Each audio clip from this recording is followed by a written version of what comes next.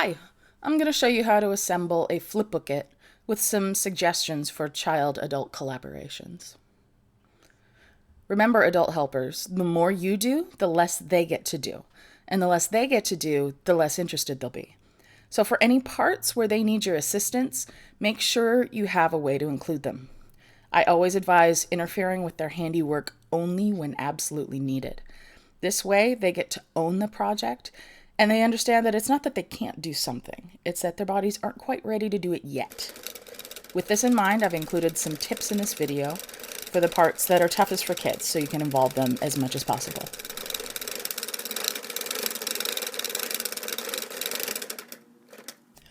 Let's take a look at what comes in the box. We have a set of flip cards, the box that we're going to assemble, a bag of Spindle Assembly parts, and a bag of rivets, which are going to be the things holding this together. Now let's take a look at all the parts that come in the larger spindle bag. We have 2 bushings, which are going to sit in the sides of the box. We have an axle disc that has 24 holes and 4 rectangles. If you look at it from the side, you see one side is flat and the other has the larger axle. It's going to rest inside the bushing and spin. We have another disc. This one is the hex hole disc. It's slightly different. One side has a small hub, one has a wider hub. You can see one side is bigger than the other. We have 2 H sections with long legs and short legs on each.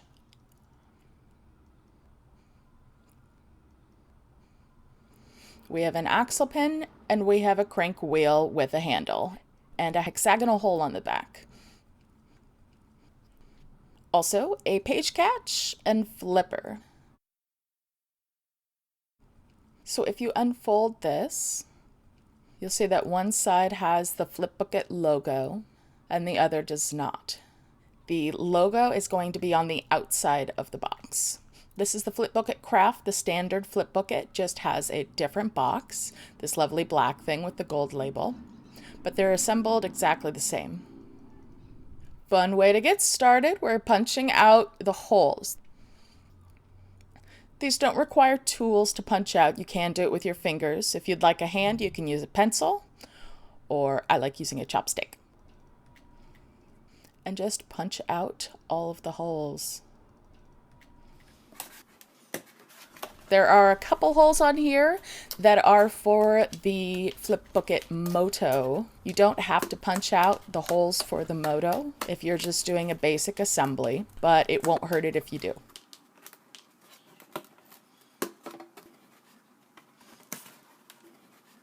And there we are. I've punched out all of the necessary holes, and I actually punched out a couple of the holes that you need for the Moto, but that's okay. Now we're going to fold along all of these creases.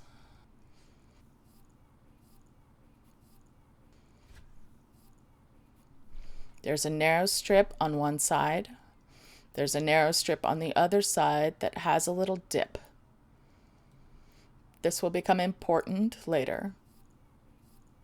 Right now I'm just showing you how to fold up the box, folding the logo side down, just to get an idea of how it's put together, because you want to make sure you have it done properly before you put the rivets in.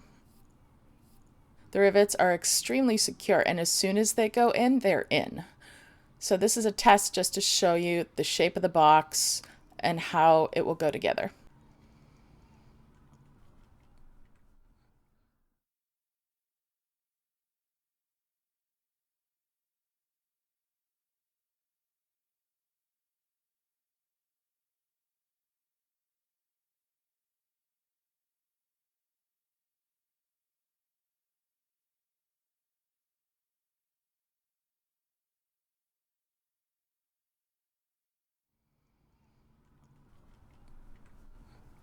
This is going to be the general shape of our box. Let's take a look at this little bag of rivets here. Small rivets and a piece of double-sided tape. This is meant to be there. We're going to put it aside for right now. The rivets have 2 parts. One part has smooth sides and an open hole in the center. The other side is smaller and, as you can see, has little bumps along the side. It looks a little bit like a screw, but these are actually snap rivets. So the way that you assemble the rivets, you take one of each type, put the small bumpy part inside the other, and squeeze. Squeeze real hard, and that's what it looks like.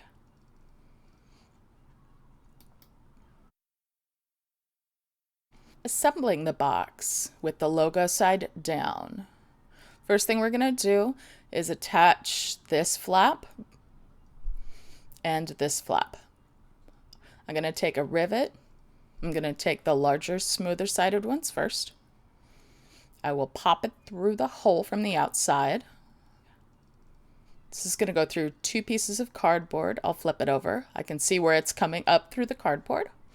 I will take one of the smaller sides, put it on top, and push down. It is possible to do these by hand, but I'm going to show you how to use a couple very simple tools to make the process easier. One thing that you can use is a quarter. You're going to place the 2 parts of the rivet. I'm going to put a quarter on top and push. And there we go. You could also use a spoon or a key. So now I'm going to demonstrate how to use a spoon. Same as before. First place the parts of the rivet. And any tool will work as long as it's just a little bit bigger than your thumb. Placing it on top and push. And use both hands. And see, there we go. Gonna do this again, and this time with the key. Same idea, put the big part down. Use your thumb and fingers if you need to help press them together. You might have other good tools. Anything that you can use to help squeeze them together is great. So we're going to fold this up again, the same we did before. So now we're going to be putting a rivet through 3 layers of cardboard. You won't see it coming through all the way, most likely, but that's okay as long as you can get the other side of the rivet in to meet it. So here I'm using the quarter again. And let's do this one.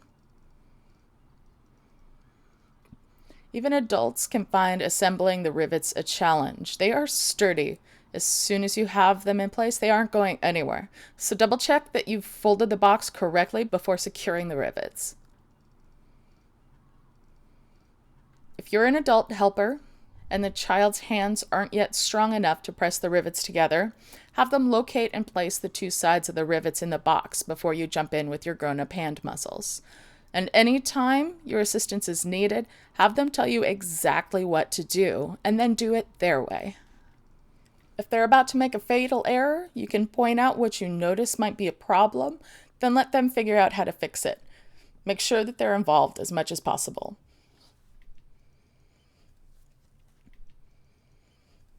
And there we go. We have our box riveted and ready. Let's talk about regular books for a second. If you want to flip through one, you need to use something like your thumb.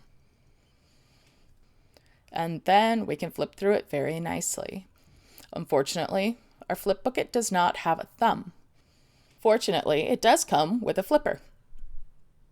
And it goes in here where that little dip is that I showed you before. We're going to take these 2 parts, the flipper, and this is the page catch. There are 2 bumps on the back of one and 2 holes on the back of the other. Those go together. Now, assembling these, you need to line them up. Squeezing them with your hands is possible, but it can be tough. So I like using pliers because they snap in really nicely. If you have any small people around who like to put things in their mouths, this smaller piece, the page catch, if it accidentally pops off, is a possible choking hazard. So one option is to leave out the smaller page catch and just use the larger flipper. Now we're going to grab that piece of double-sided tape that we had before, peel it off, stick it on the back of the smooth side of the L-shaped flipper, like so. And then need to peel off the other side of the tape and slide that right in.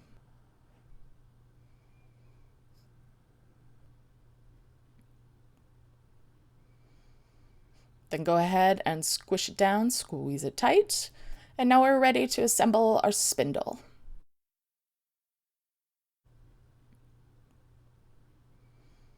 First thing, let's take these two H pieces with some long legs and short legs. Hold them with the two long legs of each together. Turn one of them 90 degrees to the side and slide the slots all the way together. If you're working with kids, another good thing to do while you're assembling this is to pay attention to shapes and patterns. You can invite them to notice that there are 4 little rectangles pointing out from the center. We might have seen that shape somewhere else before. So we're going to match these two patterns together. We're going to take the axle disc and snap it down there. You want to push down until all 4 feet are through the holes. You'll notice that only 2 are locked all the way through. That's okay. Just so long as all 4 of them are in the holes and secure. You do want to have 2 of them locked. Then we will flip it over, take the other disc, narrow hub down. Narrow hub is going inside. So we're going to match the rectangles. We're going to match the rectangles on this, snap it into place, putting it on the table again to help me snap it. One side has the disc with the axle. The other side has the flatter hub with the little hex shape. This is what the assembled spindle will look like. You'll never see it like this because it'll always be inside the box, but I want to show you just how many holes and cards there are. Each of those tiny holes has one of the cards laid into it, and then the other side of the card goes into the hole directly across from it. With this many cards, it's not difficult to lose place and get them crooked. So I'm going to show you a little trick. Take a light colored pen or whiteout or some very small pieces of tape, and we're going to put some marks around the spindle disc.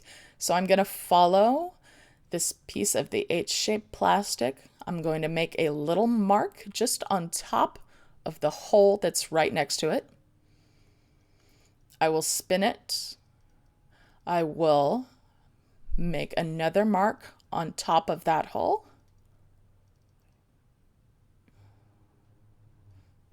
This part is not required, but it makes it a whole lot easier to make sure that everything is in the right place. And we'll do it on the other side as well.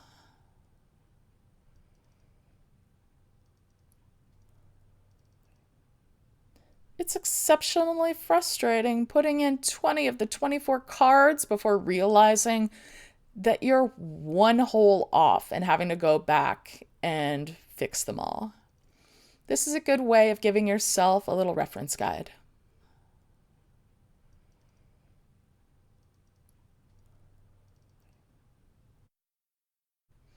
Grab the crank wheel, grab the axle pin, and we're going to put the axle pin in the center of the back side of the crank wheel in that little hex hole. Push down real tight, and there we are. Now I'm going to show you how to install the spindle. Grab your bushings, the spindle, and the crank wheel. We're going to install the bushings from the inside of the box. So just pop through the hole.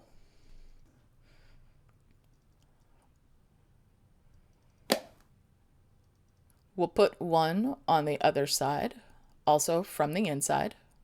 We use these to make it easier for the axle and spindle to spin around because there's less friction against the smooth plastic than the rougher cardboard. We're going to go ahead and put this in. Make sure that the flipper is at the top. Going to go to the left side of the box, take the axle end and put it through the hole. The other side you're going to line up with the other bushing hole. You want to line up that little hexagon hole with the opening of the bushing. So the best way to do this is to look through the hole on the side, make sure you have plenty of light, get it aligned properly, and you're going to take the crank wheel. You're going to look through, make sure it's in the right place, and put the axle pin through and snap it right into the other ends of the spindle. And now it should be able to spin smoothly.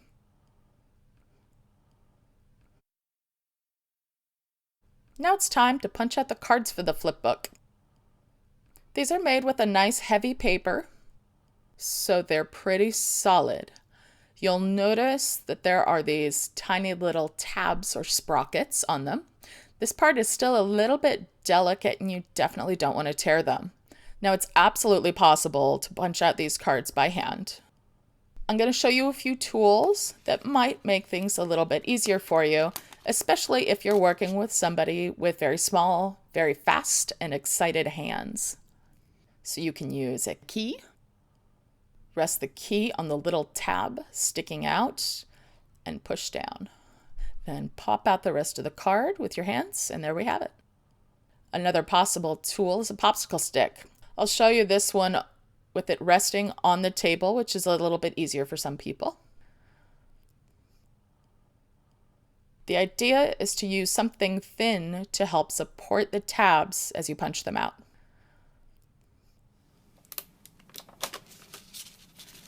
A nice thing to do here is to talk about the simple machines in the FlipBooKit. There's an axle with a spindle and bushings holding it in place, and an attached wheel that doubles as part of the crank. What's more, your arm is part of the crank mechanism.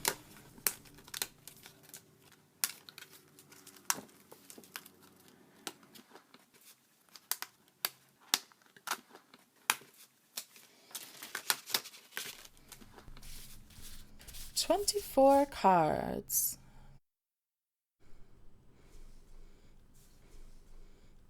Oh no, my cards have fallen all over the place. If only there was a... Oh, they're all numbered.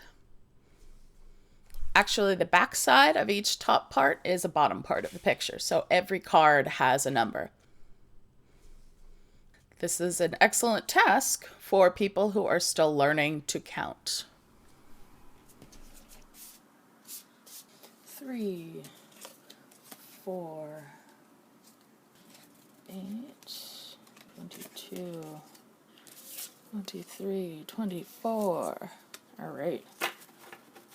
All in order.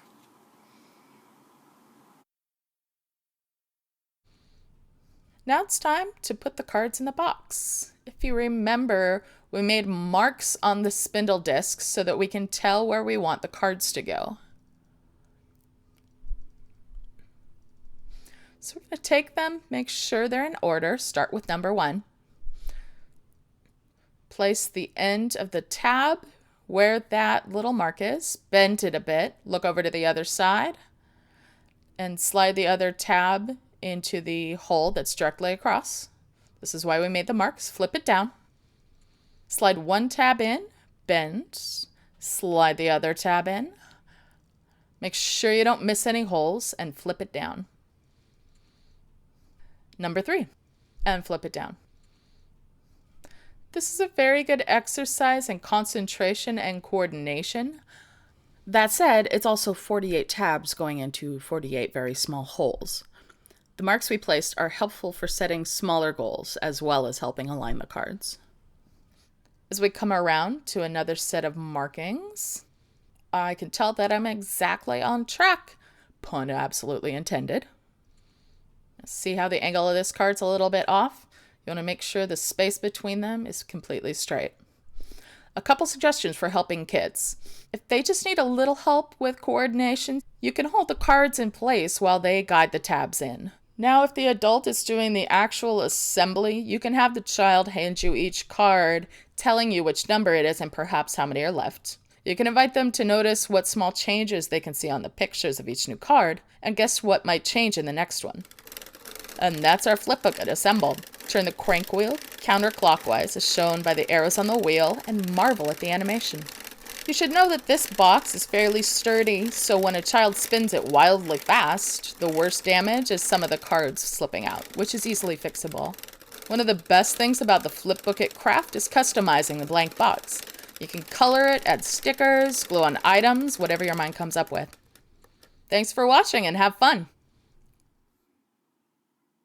We'd love to hear about your experiences making these, so stop by the website, Instagram, and Facebook page to share pictures and stories, and see what others are doing with their FlipBooKits.